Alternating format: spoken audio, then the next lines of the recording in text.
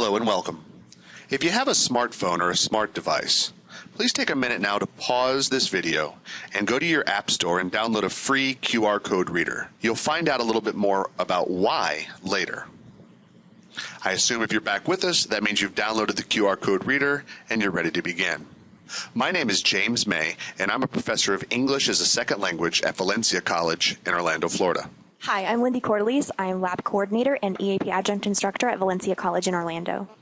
This YouTube video was designed for support for those of us who saw our presentation at NISOD 2011 and those who heard about it and wanted to learn more.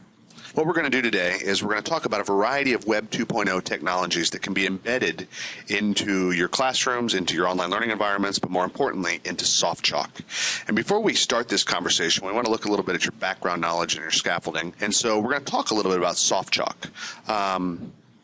So what is SoftChalk?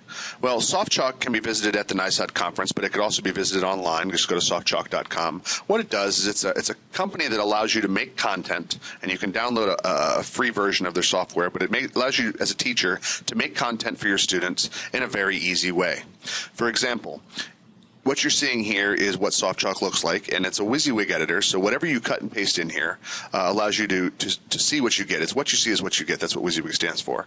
And one of the great things about it is you can add things like text poppers, where words will pop up and tell you what they mean. You can add quiz poppers or quizzes, so your students can interact with it, and activities, of course. You can also add hyperlinks and a variety of different media sources, including all of the Web 2.0 technologies we're going to teach you today. But to do that, you need to know what a widget is.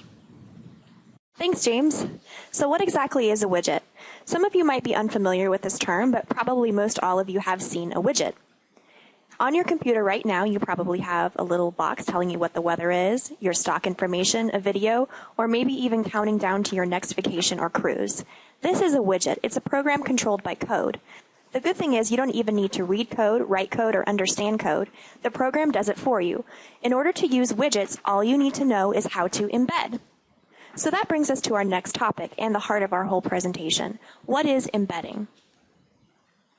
This is YouTube. Most all of you are probably familiar with YouTube and use it in your class. At the bottom of this YouTube screen is an embed code. You don't need to understand anything about this code. All you need to understand in order to embed is that you need to copy and paste it. So for instance, if I wanted to use this video in my class using SoftChalk, I would copy and paste this code. Once I'm inside SoftChalk, I would click Insert, Widget. I would give my video a name, a description, and then copy and paste the widget code. Then all I would do is click OK. Then this is how my video would look within my SoftChalk course. That is how you use a widget, and that is how you embed. All right. Well, now that you know about the concept of embedding, we need to talk a little bit about digital corpora. When you're making your own content, what happens is you have text that you want to put into the content. And corpus linguistics has made it very easy for us to identify words that our students might have trouble with. For example, what I'm going to show you here is something about corpus linguistics that we know.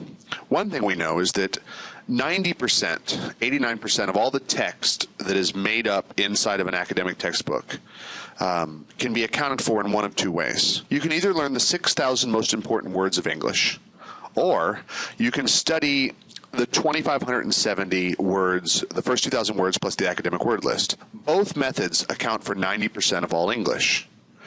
Anything not included in that, or off-list words, are words that your students may need glossed or may need information for. Well, why am I telling you this? Well, let's say, for example, I wanted to create some content and I had a reading. Well, how do I know what words are difficult for my students? I may read this and think I know, but if I'm a science expert, the words that I think are difficult may be really difficult to my students, and I may be missing the words that are important. So, I may highlight some words, but these may not be all the words that students need to know. So, how do I find them? Well, what I'm going to give you is a link to a website. This is a link to the Vocab Profiler website. And all you do is you cut and paste your content in and click on the Submit button. Once you've done that, it will give you a profile. And the profile, again, will show you the top 1,000 words in English, the top 2,000 words of English, the words on the academic word list. Again, this accounts for 90% of all English, and the off-list words. What you're going to want to pay attention to are the off-list words. If you can identify the off-list words, what you know is that these are the words that are going to be difficult to your students. For example, words like aperture and aqueous and constrict, these are going to cause problems for your students. So, when you go to make your text, using SoftChalk, you can make rollovers so when students see this word, a definition pops up for them. You're facilitating their background knowledge. Now, in our presentation, once you understand the concept of how to make vocabulary popovers and which vocabulary is key, and you understand the concept of embedding, you're now ready to start learning about things like YouTube, Jing, Prezi, Google Docs and Forms, VoiceThread, and of course QR code. And in today's presentation, we're going to teach more about that.